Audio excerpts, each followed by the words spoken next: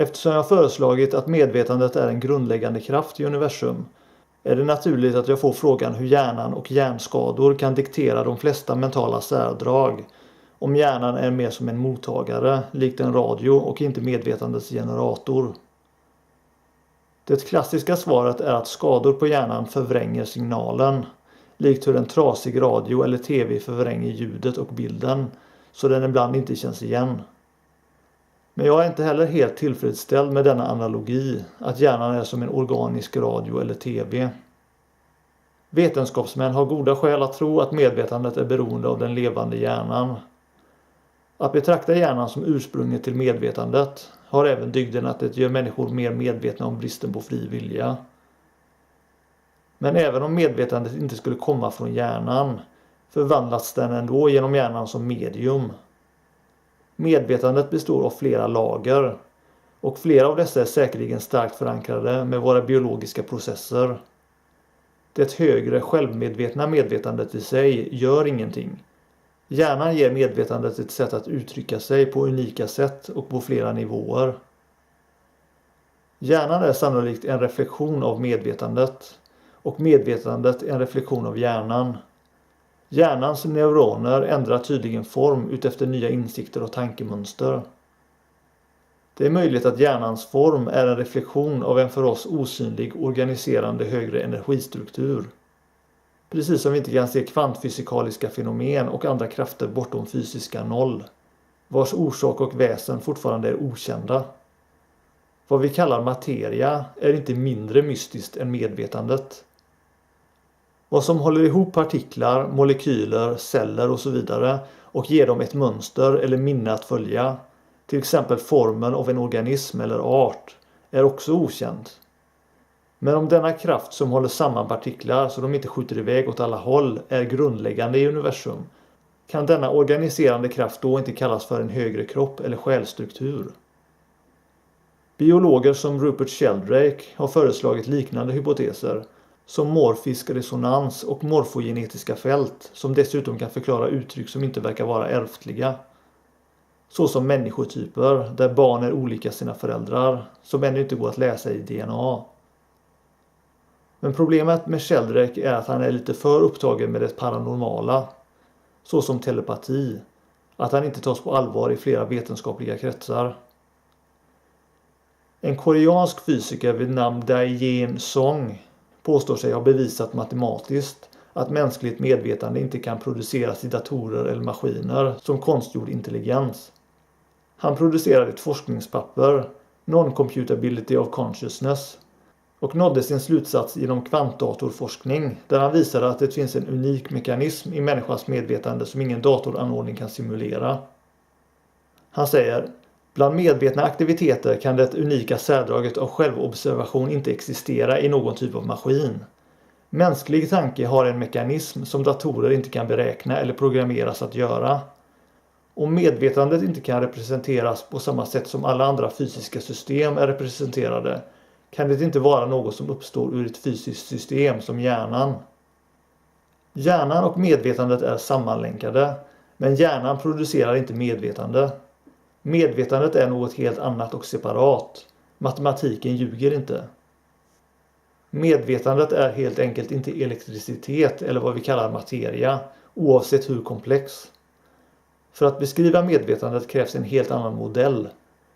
De största svårigheterna med en materiell modell är att förklara minnet och självmedvetenheten. Även om aktiviteten som analyseras i hjärnans fysik betraktas som orsaken till tankar och upplevelser, måste det även existera ett enhetligt själv eller observerande form på något vis och någonstans i hjärnan.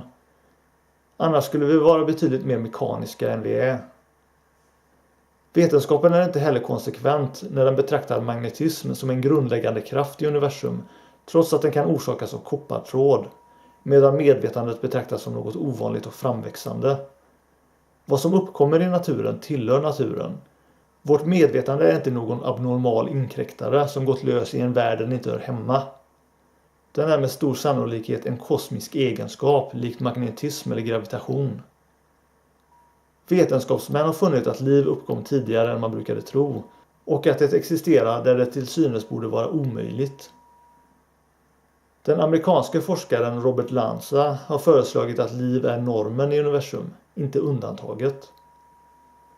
Så för de som ifrågasätter hur medvetandet kan existera utan hjärnan, det är en viktig fråga, men inte något som invaliderar idéer om medvetande som separat från dess medium. Vi vet att det finns dimensioner vi inte kan se. Även så kallad mörk materia och mörk energi vi inte kan se förutom deras effekt på det observerbara. Medvetandet är en annan sån effekt. Vad vi kan se och mäta är en observerbar fysikalisk rumtidregion. Men vad som upprätthåller den är mycket sannolikt en dold bakgrund eller region av komplexa tal som i själva verket upprätthåller en mängd svårbegripliga fenomen. Detta ger vårt universum en betydligt mer komplex struktur, och olika situationer som produceras i denna region av komplexa tal ger en effekt i fysikalisk rumtid, såsom liv, evolutionära språng och medvetande. Kanske även de till synes övernaturliga fenomen många människor rapporterar. Vi kanske kan kalla vår fysikaliska rumtid värld, vilken i grunden består enbart av rörelse och inte substans, som en upptäckning av former som regleras av medvetande energi i den dolda bakgrunden av komplexa tal. Vad vi kallar materia är information, idéer som spelas upp genom rörelse så snabb att det framstår som substans. En illusion som ger intryck av verklighet. Det här är varför folk till och med har spekulerat att vår värld är ett hologram i en utomjordisk datorsimulation. Är idéer om till exempel reinkarnation då något som är svårare att svälja? Jag tror inte att allt vi kallar medvetande är separerbart från hjärnan och kroppen. Det mesta av det vi är och har uppnått går förlorat med kroppen, såsom förnimmelser, intressen och minnet. Och det är därför det är hälsosamt att inte vara vidfäst dessa delar av vårt självkoncept. Men en viss kärna, tillsammans med högre energistrukturer vi inte kan observera, kan ha större varaktighet än den del av hjärnan och kroppen vi kan observera. Men är idéer om medvetandets självständighet från kroppen, att fysiska hjärnans död inte är slutet, viktigt för visdom och för tidlös utbildning? Eftersom det inte går att bevisa så anser jag att det inte bör vara ett alltför stort inslag i tidlös utbildning. Tidlös utbildning måste vara flexibel och öppen nog att kunna anpassa sig till vad framtida forskning kommer upptäcka. Den måste även kunna ge förnuftiga hypoteser i väntan på framtida svar, vilka kanske aldrig riktigt kommer komma. För även om vår existens är kortvarig eller evig, så kan det förnuftigaste målet ändå inte vara något annat än att leva i nuet med mottaglighet, eftersom objektiva höjdpunktssyften inte kan existera i varken ett temporärt liv eller i evigheten. Vad är dina tankar kring det här? Skriv gärna något i kommentarfältet.